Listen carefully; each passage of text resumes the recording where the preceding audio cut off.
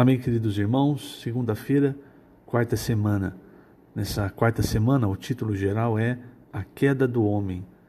E o título da segunda-feira, O Segredo de uma Vida Próspera. O versículo, Gênesis 39, 5. Desde que o fizera mordomo de sua casa e sobre tudo o que tinha, o Senhor abençoou a casa do egípcio por amor de José. A bênção do Senhor estava sobre tudo o que tinha, tanto em casa como no campo. Senhor Jesus, obrigado, Senhor, por mais um dia, pelo começo de uma nova semana. Abençoa-nos, Senhor, durante esse dia, essa semana, durante toda a nossa vida. Por Tua bênção podemos ser fecundos, multiplicar-nos, frutificar para o Senhor. E esse é o desejo de nosso coração, ser frutíferos, pois o propósito de nossas vidas é Te servir, é Te agradar. Também com relação a todas as outras coisas, a nossa família, a nossa saúde, as questões financeiras, nós confiamos totalmente em Ti. Até aqui o Senhor tem cuidado de nós. Nós cremos que o Senhor continuará cada vez conduzindo muitos filhos à glória. Obrigado, Senhor, obrigado por Tua palavra tão rica que a cada dia nos encoraja, nos faz avançar. Jesus é o nosso Senhor. Muito bem, queridos irmãos, nesta segunda-feira temos orientações práticas. O nosso irmão começa falando sobre o TCI, uma ferramenta que o Senhor deu para a igreja, que tem ajudado a consolidar e emancipar as igrejas, não é?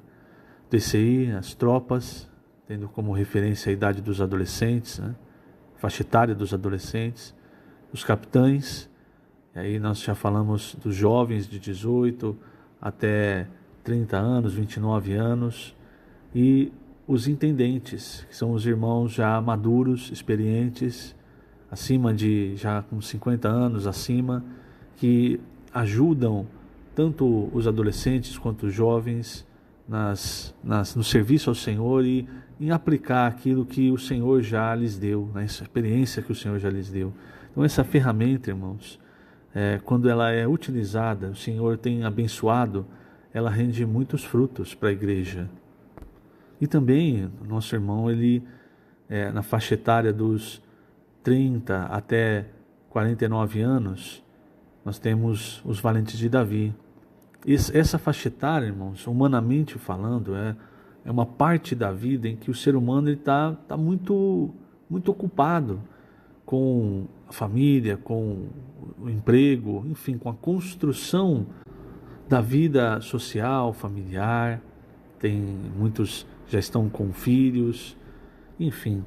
Então, nesse período, nessa faixa etária, é muito fácil que os cristãos foquem muito na sua carreira, na sua família, no pessoal e acabem se distanciando do serviço ao Senhor, da vontade de Deus. Eles não perdem a fé, não param de reunir, mas muitos acabam se distanciando do coração de Deus.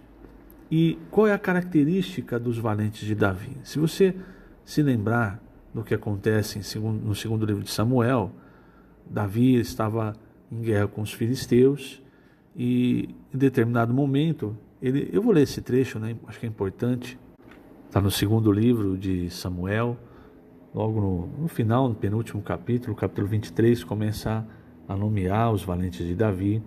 E aí, a partir do versículo 13, diz assim: também 3 dos 30 cabeças desceram e no tempo da cega foram ter com Davi a caverna de Adulão. E uma tropa de filisteus se acampara no vale dos Refaíns. Davi estava na fortaleza e a guarnição dos filisteus em Belém. Olha só agora, irmãos.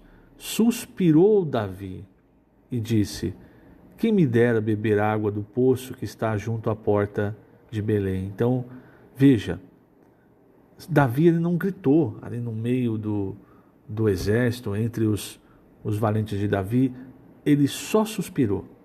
O que significa que o valente Davi, a primeira coisa, ele precisa estar perto próximo para ouvir o suspiro do Senhor. O que tem no coração do Senhor? É como aquele trecho em João 13, que João estava encostado, né, aconchegado no peito do Senhor, e só ele ouviu quando Pedro, né, pediu, o Senhor estava falando do traidor, Pedro pediu para João, falou uma pergunta para ele, de quem que ele está falando? Só João ouviu quando ele falou, o traidor é aquele que eu der o bocado do pão, né, pão molhado, molhou e deu para Judas. Por quê? Provavelmente, irmão, o Senhor falou baixo, falou só para João.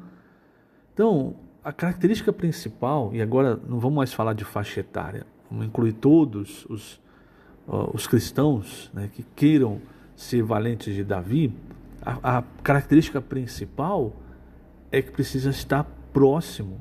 Se você está distante, se você está ocupado com outras coisas, você não ouve o suspiro do rei, né, e Davi tipificando Cristo. E quando eles ouviram esse suspiro, você sabe que a palavra de Deus é que gera fé em nós. E o que aconteceu? Eles com fé traçaram um plano. Aí o versículo 16 diz, aqueles valentes romperam pelo acampamento dos filisteus, tiraram água do poço junto à porta de Belém, tomaram-na e a levaram a Davi. Ou seja, quando a palavra vem, você está próximo da palavra, ela chega, você ouve o suspiro, você se enche de fé, de coragem, de confiança para fazer aquilo que Deus, que você ouviu no coração de Deus, que Ele suspirou. Então, por isso é tão importante estar próximos da palavra. Lógico que não dá para acompanhar fisicamente todas as conferências, mas graças ao Senhor, nós temos o Instituto Vida para Todos. Então, tudo que é falado é transmitido. Tem as lives do PAC de sábado, tem as lives de quinta, a palavra profética, as conferências também, a palavra no sábado. Então, quanto mais próximos nós estamos, mais nós conseguimos ouvir o suspiro do Rei, não é? Quando o Senhor, Ele dá a sua vontade, Ele fala a sua vontade, perdão.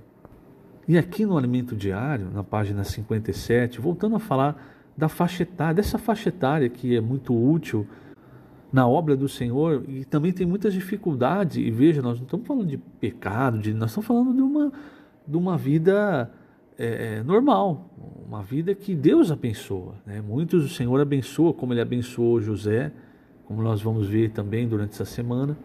E aqui na página 57, o segundo parágrafo do Alimento Diário diz o seguinte: os valentes de Davi, quando engajados, são pessoas proativas e ao ouvir o suspiro de Deus, são rápidos em depender do Senhor para praticar seu comando.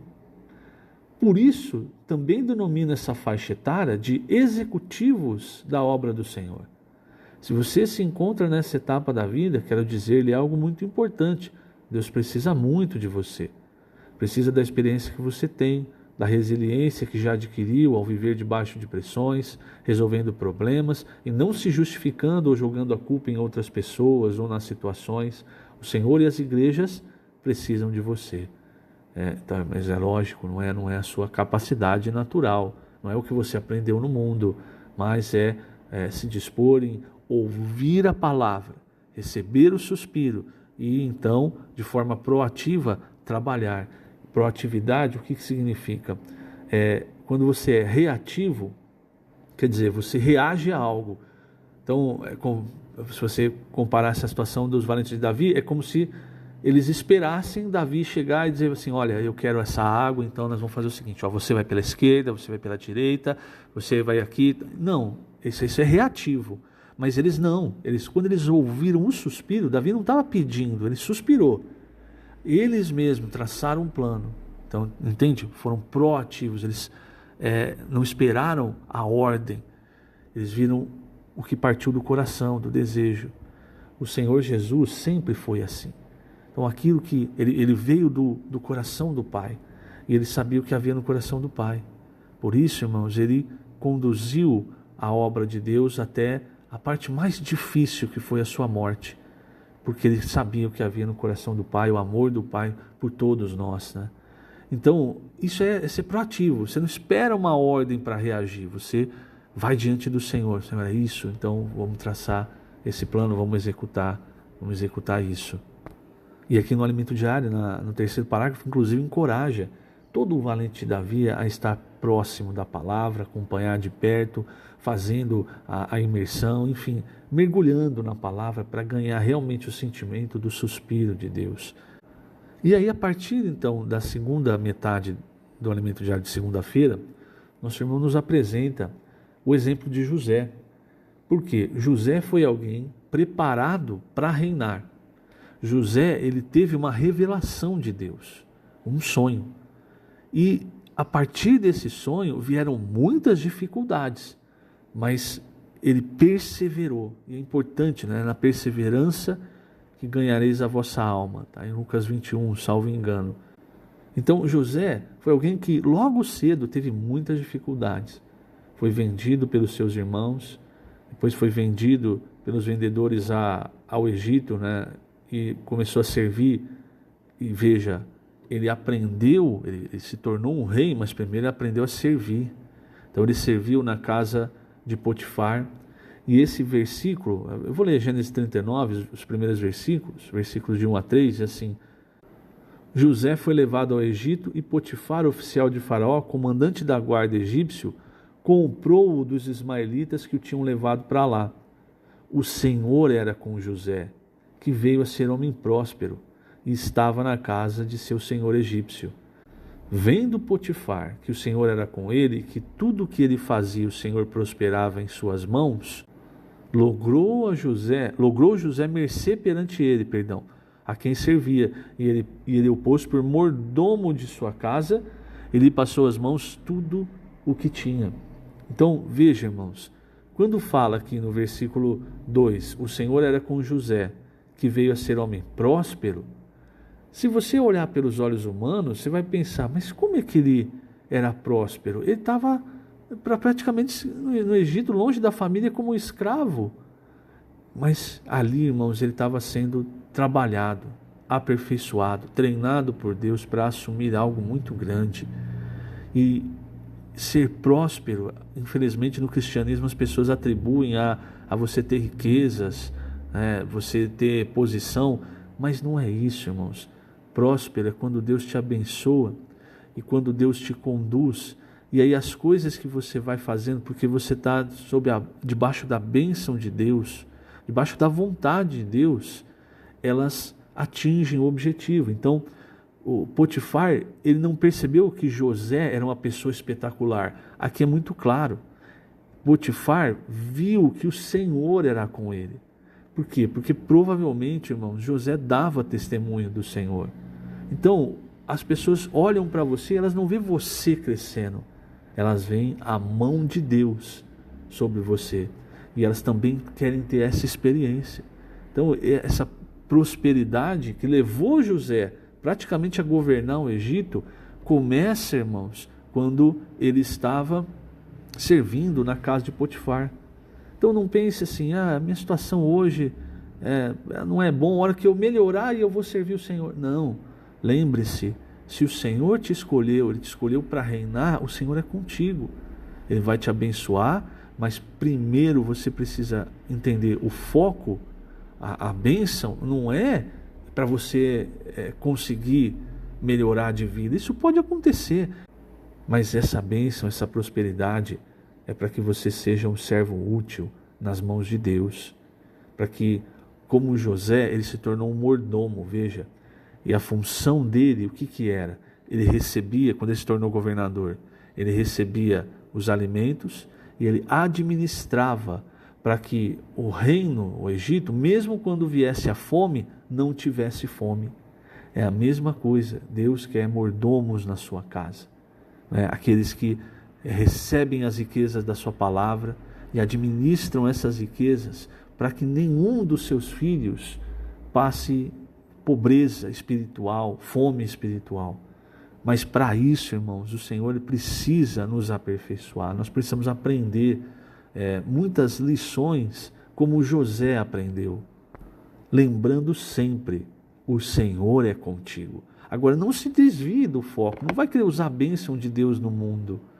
Nós trabalhamos, nós estudamos, nós fazemos as coisas, mas o foco, nosso primeiro foco é servir ao Senhor. E aí eu quero ler, página 57, o último parágrafo, já virando também a página, que diz assim: foi isso que fez José, nas adversidades, tornar-se um homem próspero. Finalzinho do parágrafo anterior fala: não é por sua capacidade natural, o Senhor tem de estar com você. Foi isso que fez José, nas adversidades, tornar-se um homem próspero. Potifar percebeu que o Senhor era com ele e que tudo o que ele fazia prosperava em suas mãos.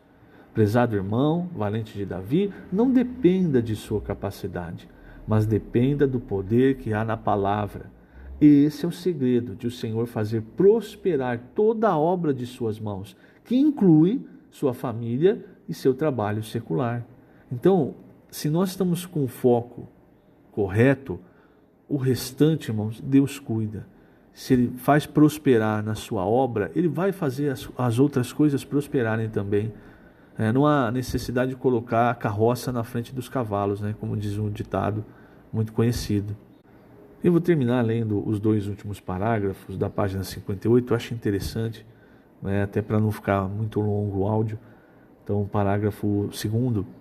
Imagine se José somente murmurasse naquelas adversidades, reclamando do fato de seus irmãos o terem vendido, de estar no Egito trabalhando como mordomo na casa daquele comandante. Não há bênção a pessoas que vivem dessa forma. Vou repetir, não há bênção a pessoas que vivem dessa forma.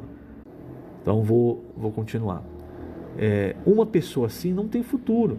Graças ao Senhor, José não olhou para a dificuldade, mas foi fiel. Infelizmente, por uma mentira da esposa de Potifar, ele foi preso. Quando caiu no cárcere, ele já tinha aproximadamente 26 anos de idade. Quando isso aconteceu, é necessário atentar para o comportamento de José e para o modo como Deus continuou a abençoá-lo. Gênesis 39, 21 e 22. O Senhor, porém, era com José e lhe foi benigno, e lhe deu mercê perante o carcereiro, o qual confiou às mãos de José todos os presos que estavam no cárcere. E ele fazia tudo quanto se devia fazer ali. José é um modelo para nós, e em especial, um exemplo de como devem ser os valentes de Davi, dependentes do Senhor e de sua palavra, proativos, focados em operacionalizar a obra do Senhor, em encontrar soluções para os problemas em meio às adversidades. Jamais devemos murmurar ou ficar reclamando dos desafios que aparecem pelo caminho. Se mantivermos esses princípios em nosso viver na igreja, tudo aquilo em que colocarmos nossas mãos terá a bênção do Senhor. Esse é o segredo de uma vida próspera. Aleluia. Puxa, irmãos, quanta riqueza, quanto nós podemos aprender. Se às vezes você está passando uma situação de José na casa de Potifar, ou pior ainda, de José na prisão, mas lembre-se, o Senhor é contigo. Se você não perder o foco, se você continuar firme na palavra, dependendo do Senhor, o Senhor vai conduzir você para o lugar em que inicialmente Ele já havia guardado o reino. O Senhor está conduzindo, lembre-se, muitos filhos à glória. E você e eu, nós somos um deles. Creia nisso. Jesus é o Senhor.